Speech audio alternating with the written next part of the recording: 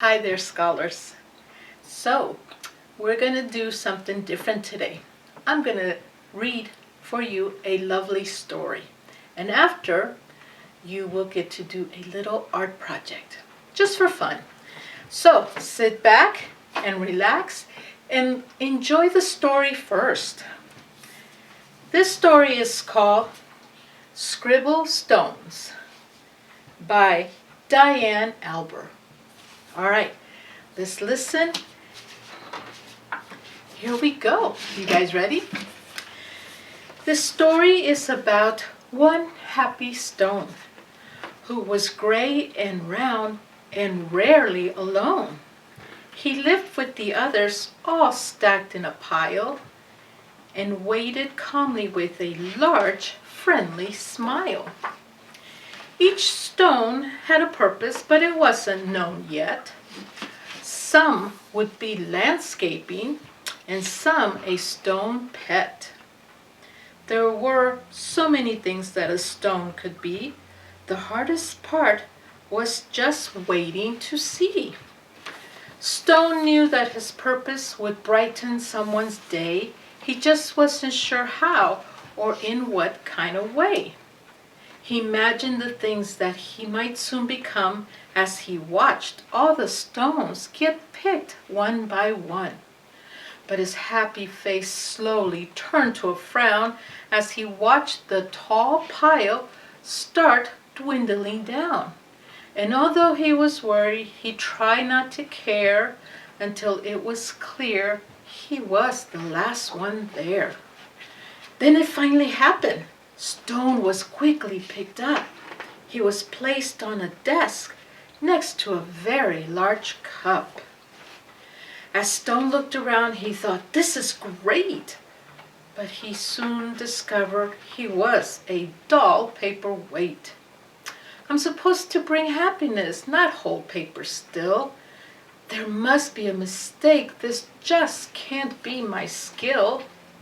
Then all of a sudden, a splatter flew high, and then some bright scribbles came wiggling by. They were headed right towards the short paper stack, and they filled up the paper on the front and the back. They were all making art. It was happening so fast. Stone feared that the paper would simply not last. He couldn't believe just how much the pile grew.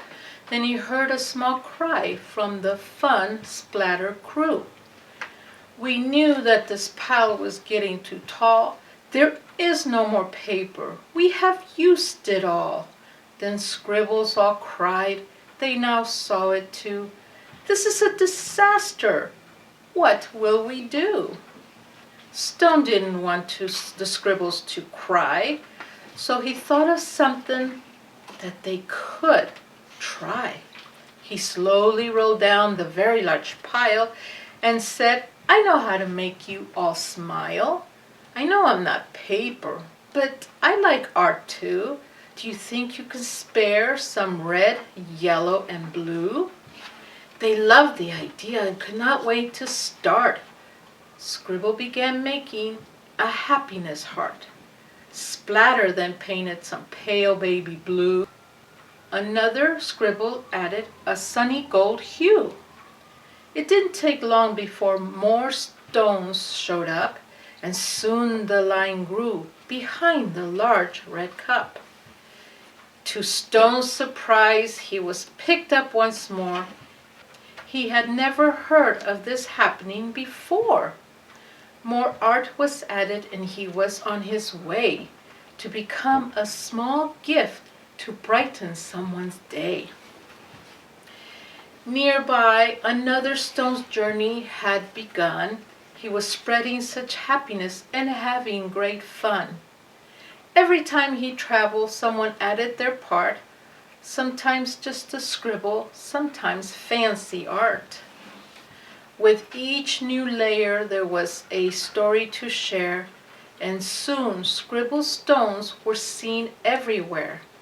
They traveled the planet. It was quite an event, bringing happiness and fun wherever they went. Now thousands of stones inspire creativity each day, all because of a paperweight with a will and a way. Wasn't that lovely? See what you can do even with something as simple as a stone. So guess what? I have been painting stones for a long time and I love doing that. You will find a stone, find a stone that is the size of your hand, and I found one. I find them all the time. And I just start by painting the whole stone first to give it a color. I found some great colors that were very inexpensive at the dollar store. And you really only need 3 colors. You can just buy, if you get red, yellow, and blue, those are what we call primary colors. And with primary colors, by mixing them, you can make other colors. So if I get a stone, I paint it all one color, and then I do all kinds of things. Now, some of these, I a long time ago made a little family of ladybugs. I have a mommy and a daddy, and I found a little stone and I made it my baby. So I have a family of ladybugs that I painted on stones, and I love to put them in my garden. So here are some of the stones I have made. Now, these are pretty old. They've been out in the weather, so they're getting kind of cracked. But these are new. This is the one I made with the stone I showed you, and this is new. Kind of gives you some idea of all the things you can do. So enjoy, have fun, and I can't wait to see them. Send me pictures.